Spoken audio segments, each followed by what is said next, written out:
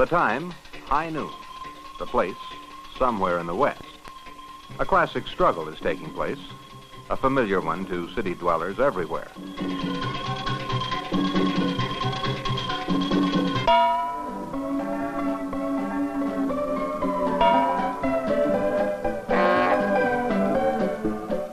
Driver versus pedestrian.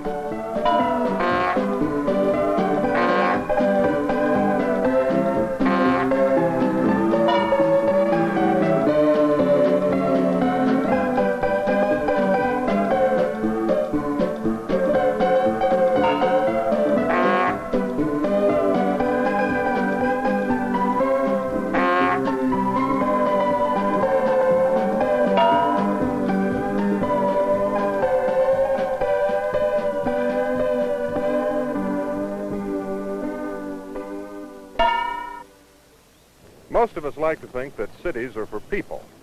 But we all have to wonder sometimes if the pedestrian isn't fighting a losing battle. We know that the automobile is a necessary and desirable part of our contemporary way of life, but maybe the car is too much with us these days.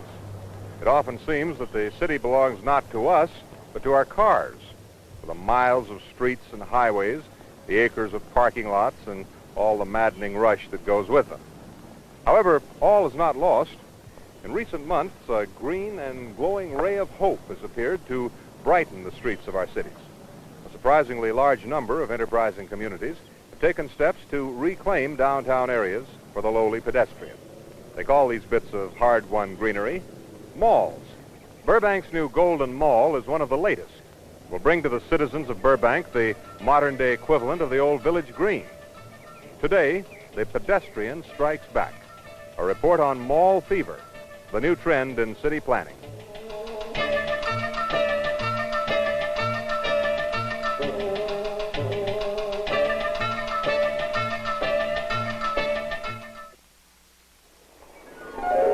Friend, is the main street of your town turning green? Are flowers sprouting forth where cars and trucks used to roam?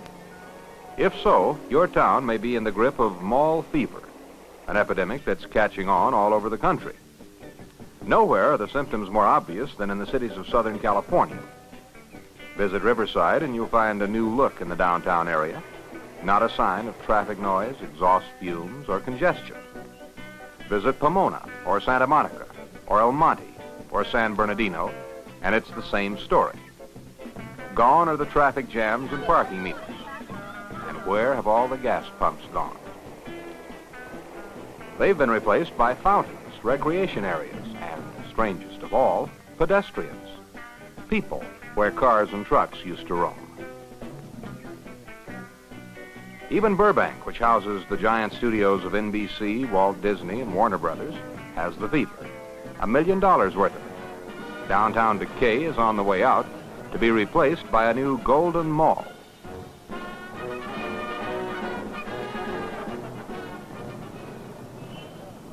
How did it all come about? We asked Burbank's city manager. Our downtown area was obviously deteriorating.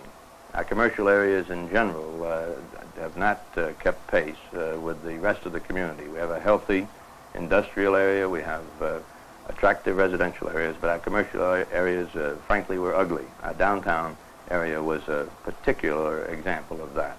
How did the city ever get into this dilemma? Oh, I think it's a typical situation. I think cities all over the country have faced this central commercial district deterioration, tax loss, and all of the resultant things that happen when buildings are not kept up, where congestion becomes more of a problem, where parking becomes more or less convenient. I think that all of these things have evolved. The automobile, the increasing mobility, the advent of the shopping center, all of these things have conspired to accelerate the deterioration of our central downtown. What else do you think a mall can do for a city other than improve the commercial activity?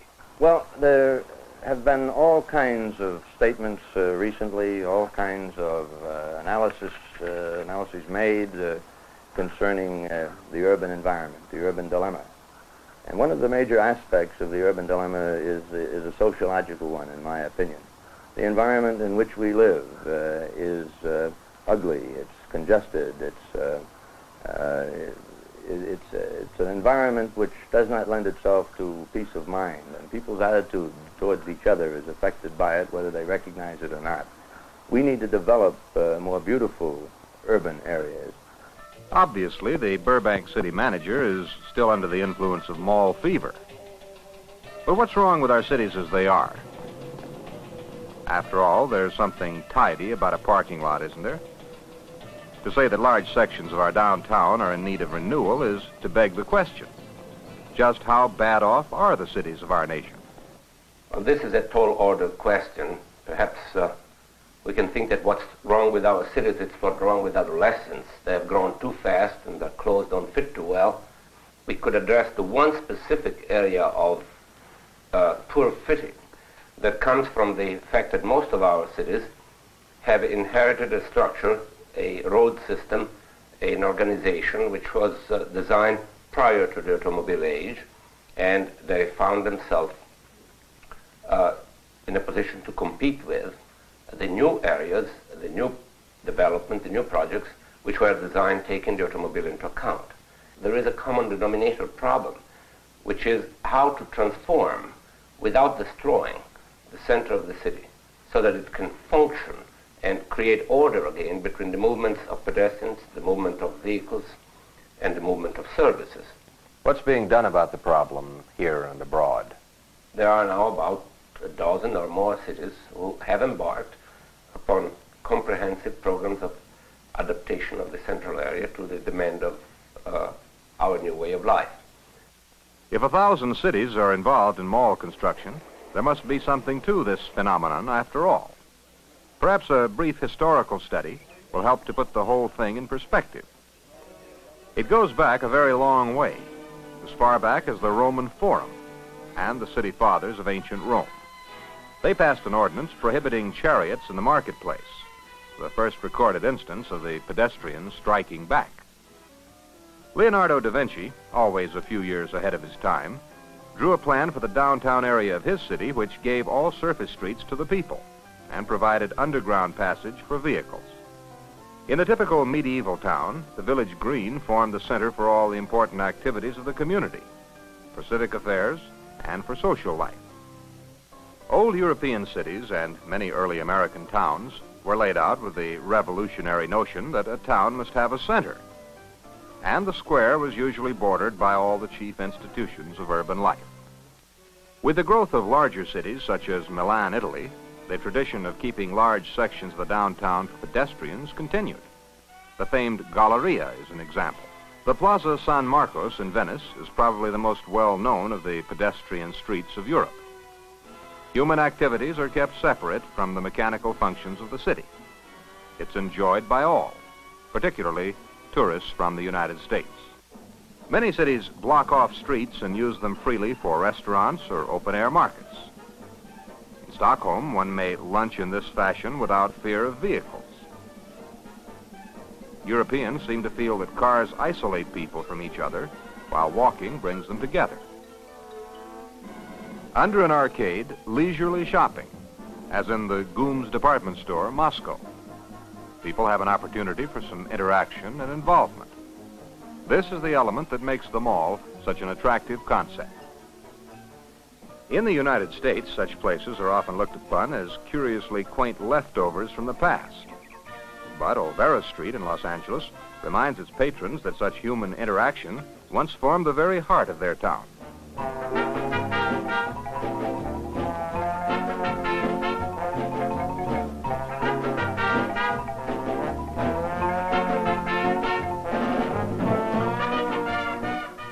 Olvera Street is a mall. And so is the well-known Los Angeles Farmers Market, with reservations. It's not completely free of vehicular traffic, but one does have the chance to rub elbows with people and buy most anything in the process.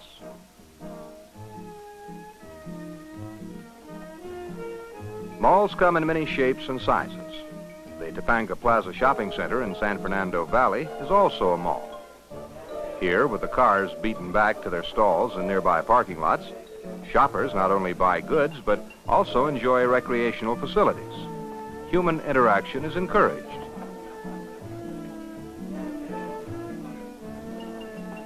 People meet people in a real center of social and economic activity.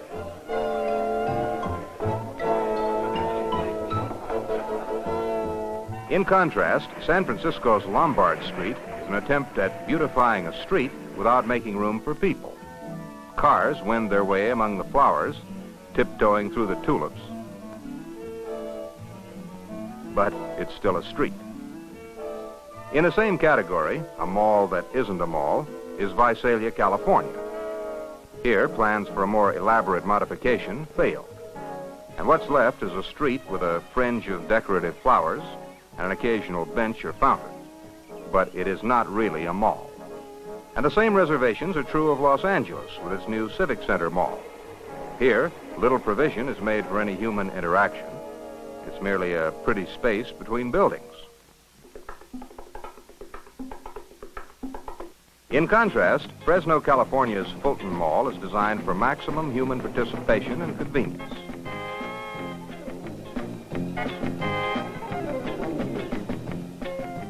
Riverside's mall is also an active place where almost anything interesting to people can be seen.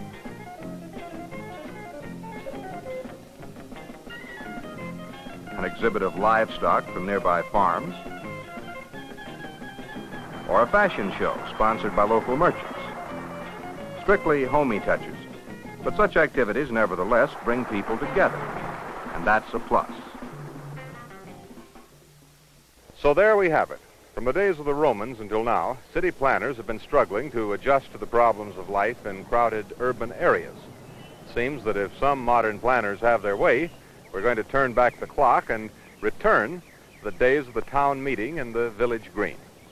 But don't expect it to happen overnight. There are tremendous obstacles in the path and some very touchy human problems to solve along the way. Cities suffering from mall fever complain of splitting headaches, ringing in the ears, and various irritations associated with dust and dirt. These are the growing pains of construction and are to be expected.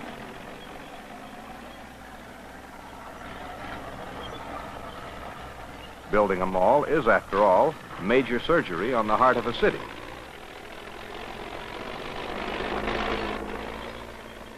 And quite predictably, some people begin to have second thoughts about the whole thing. In May and June, our business was down about 10%. July, 15%. August, 21%.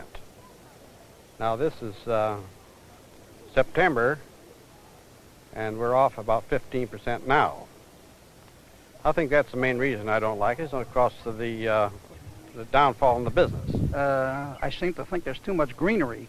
They have terrific motion going the length of the mall, but no motion at all going unilateral with the mall. In other words, it's very difficult for a customer to cross over from one side to the other because of all the plantings and landscaping that they have in the mall. I only object to the way that this whole promotion was handled. How is that? Well, the city fathers, the city council, and so forth, deciding they were going to put a mall in and not presenting the total picture, costs, and so forth, and problems prior to starting or promoting it. Now let's compare the complaints of Burbank merchants with the opinions of their counterparts in Riverside, where the mall has been completed and functioning for some time.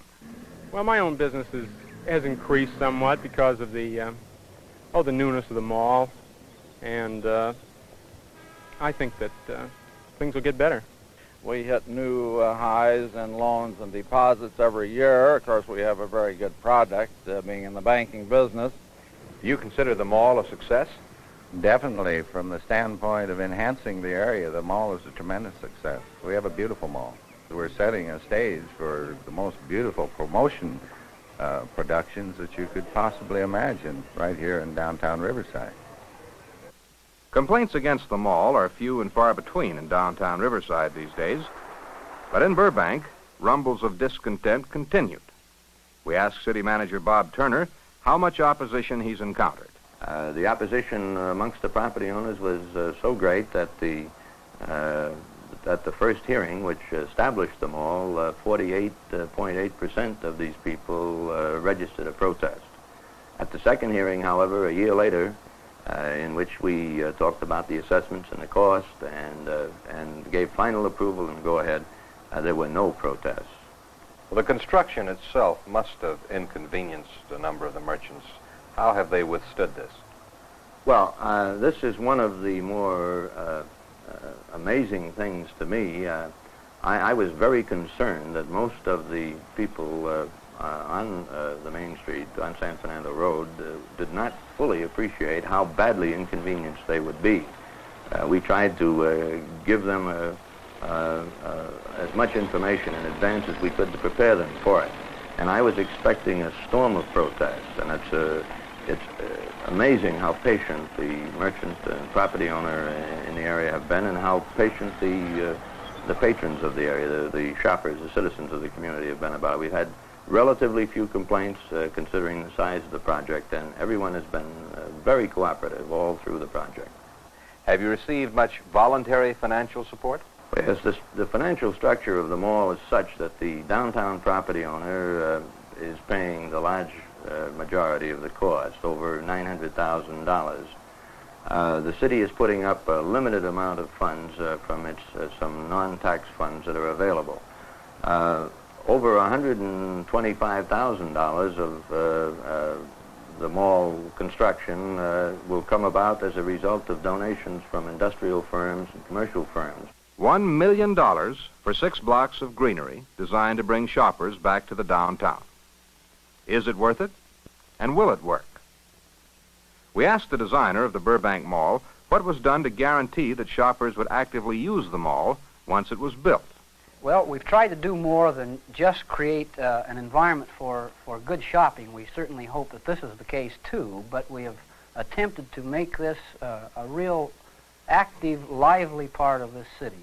An area in the central portion of the city where the people can have great pride, enjoy coming here and strolling on Sundays, even if it's not a shopping day, where they're comfortable walking from store to store, comfortable enjoying just being in this city. Well, what are some of the attractions that will make them comfortable? Well, of course, there's a variety of landscaping. We have water features of various kinds. There's 4 rather major fountains in the area.